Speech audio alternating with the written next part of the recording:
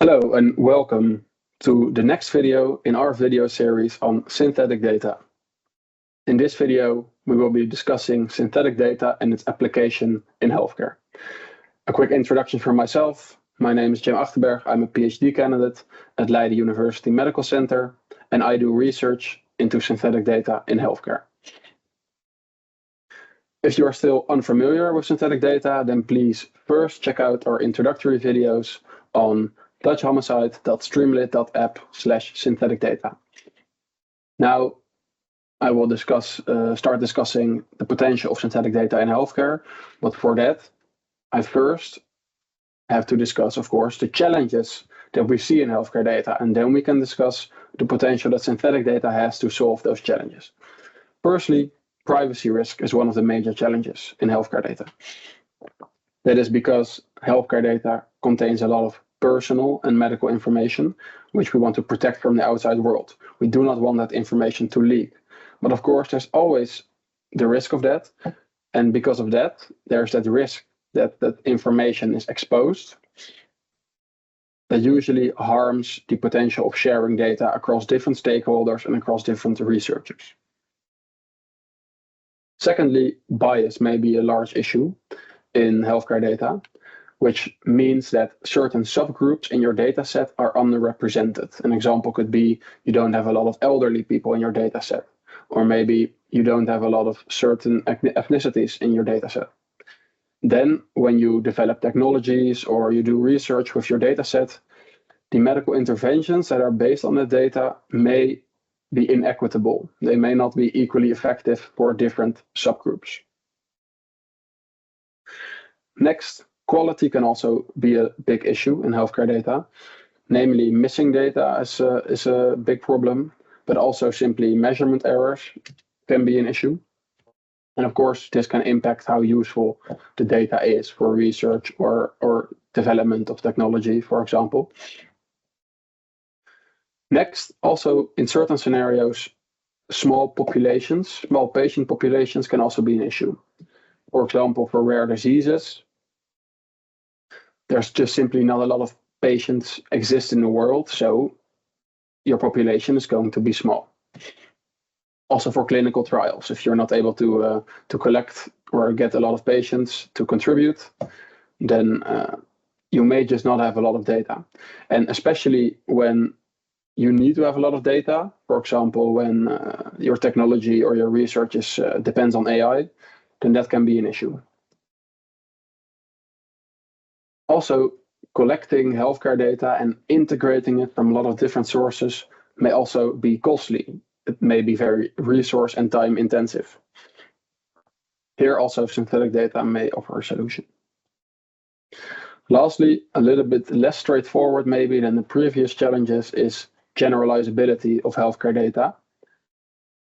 And what that means is that the insights that you gather based on your data set is usually cohort specific, meaning that it's specific to the data which you used. So if you use data from a specific hospital or from a specific region in a specific country, then the insights that you get from the data, they may not hold true for other populations. So if we do research in the Netherlands for specific patients, then we don't know if the insights that we get also hold true for other parts of the world. And it's very difficult to check that because it's usually not possible to share the data. Of course, many more challenges exist, for example, relating to complex formats or regulatory requirements of data, but these are the 6 which we will focus on in the context of synthetic data. And we will see how synthetic data may be used to tackle these challenges. First of all, for privacy risk. Sensitive information which is contained in your dataset, you can use synthetic data to replace only the sensitive information, or you can even replace your entire dataset which contains sensitive information. And why that helps is because synthetic data doesn't relate to real individuals anymore. So you kind of remove that sensitive link. Then for bias, what we can do is if we have underrepresented groups, like the example I gave with elderly people maybe, we can create extra examples, extra synthetic examples, specifically for those underrepresented groups to try to rebalance the data set. Then for poor quality data sets, you can use synthetic data to either replace missing information or even maybe replace the entire data set if it has just a lot of poor quality data.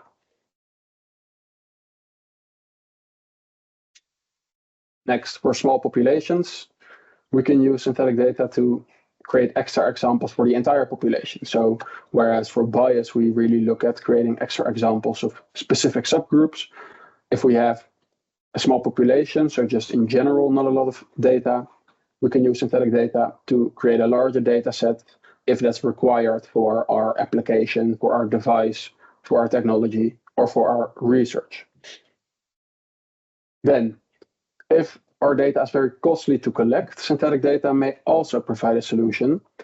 Namely, when you first set up synthetic data generation, you may also need to spend some resources because you need to have someone which creates the synthetic data generating algorithm. You need to have someone which creates your synthetic data. But then once you've set that up, you can really create as many synthetic patients or synthetic data as you want. So it scales a lot better. And because of that, it's relatively low cost to create a larger data set compared to if you have to collect more real data. Then lastly, the generalizability. Here, synthetic data can also help because we can share synthetic data of different cohorts to test generalizability. Whereas previously with real data, it's usually not possible to share data across different cohorts. Now, we've discussed some of the sort of broadly how synthetic data may tackle some of the challenges in healthcare data. Now I want to dive into a specific use case, namely synthetic data for the validation of digital health applications and devices. So what are digital health applications and devices? It's really any medical technology which is digital. So usually that's software powered. So an example could be a device which detects and annotates brain tumors from images like MRIs, magnetic resonance imaging, which can then be used to make diagnoses on those brain tumors. So what is very important for these types of devices is that they need to be certified before they can be implemented in practice. And what that means is that some regulatory organization needs to approve the device. And they will look at the safety of the device, the security of the device, and the efficacy. So how effective is it? Does it actually do what it needs to do or what it says that it does? Well, this whole process of assessing this is called device assurance. And on the right-hand side, you can see a figure of the life cycle of health technologies. And you can see that first you have the research and development phase, and after that you have the phase where you have the regulation. So they will assess your device on the safety, security, and efficacy. And during the research and development, you are collecting data to produce evidence that indeed, yes, my device is safe, it is secure, and it is effective. Well, of course, we previously discussed all the challenges that come with collecting and handling healthcare data. So in that process, in the research and development, synthetic data can really have a large impact, which I will go further into.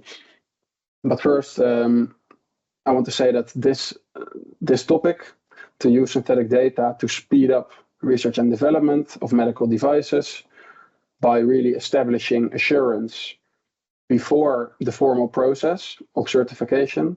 This is what we try to research with the InSafeThere project, with Leiden University Medical Center and many other consortium partners.